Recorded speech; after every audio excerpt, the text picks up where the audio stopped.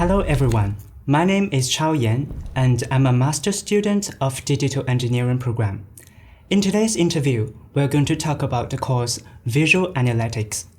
And we are lucky to have Professor Prime, the lecturer of this course, here with us. Hello, Professor.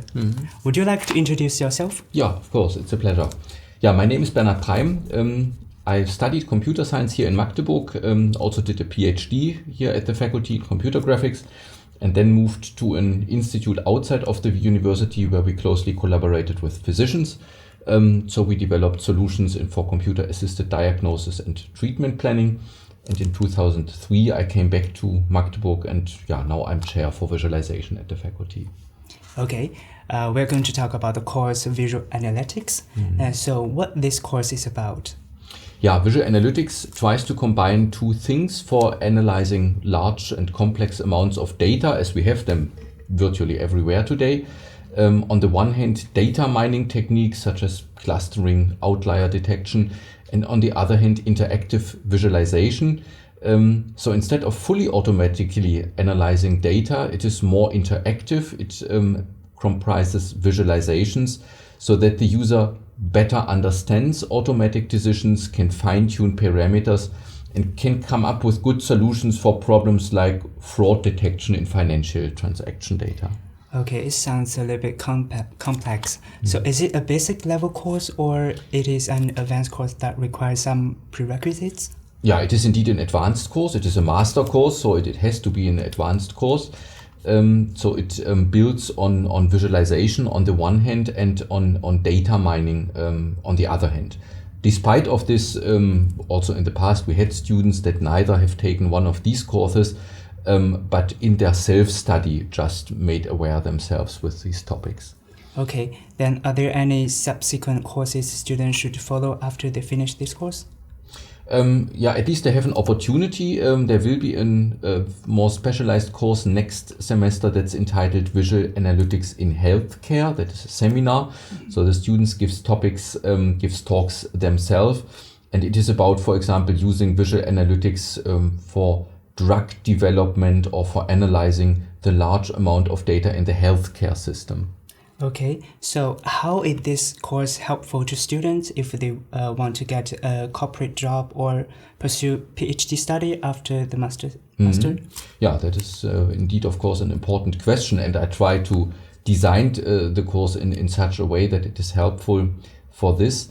There is this explosion of data in companies, in social media, and many other areas, and data scientists are basically the specialists that help to make sense out of these large amount of data. And visual analytics is clearly a core competence for data scientists, so that they can incorporate appropriate visualizations of complex data to give an overview, but also to look in more detail at interesting relations, clusters, and trends. And that is also interesting for research, of course. Visual analytics is a rather new field. The first conference was in 2006. So even for computer science, many topics like computer graphics are 40 years older. So there is still a large need of research, in particular interdisciplinary research, where computer scientists doing the visual analytics type of work collaborate with domain scientists like biologists, economic experts or medical experts. Okay, like you said, it's a rather new topic. So do you offer any projects or master thesis topics to students? Yeah, definitely. We can come up with master thesis topics on top of the lecture. That is certainly useful. The application which we are interested particularly in Magdeburg is to analyze large epidemiological data, that is data from a large health survey that was collected over 20 years at an East German university. And we have this data available and can come up with new hypotheses about risk factors for diseases, for example. Okay, so if students are really interested into this area, how could they approach you and get the projects or the master thesis topics? Yeah, they should just write me an email or come to my office. and we make an appointment. Okay, sure. So students care about the grades a lot. So do you have any good strategy for students of getting good grades, or are there any common mistakes that students make in the exam? That is a bit hard to say, and in particular, since we have changed a little bit the form of the exercises. So my concern is not so much about the grades.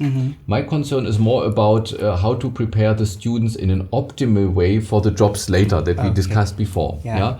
And therefore we included more practical components in the exercises so that students not only know about the concepts of visual analytics and some example solutions, but also have more hands-on experience. We use the R system for this. Nevertheless, what I may say, typically the large majority of the students passes the course. Yeah, it's not that the majority fails, only very few fail, and on average the grades are good, yeah, but not very good, of course, which I would consider also not a very desirable situation. If every student always gets a very good grade, then the very good grade is as interesting as it will be dark in the night. Yeah? So that makes no sense. Yeah.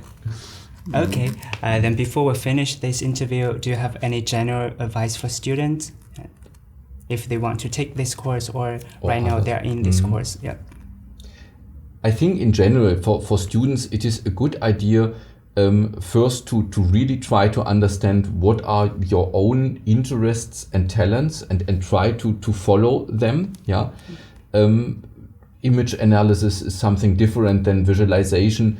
Try some things and find something that really motivates you, and then go in the details and really look also for practical opportunities to work with data, analyze data, get some projects. It is not enough just to have a lot of conceptual overview, like a physician really has to treat patients and not only to know about from a book how it feels like treating a patient. Try to get some hands-on experience. Maybe that's the most important thing. Okay, thank you for your explanation, and thank you for your time.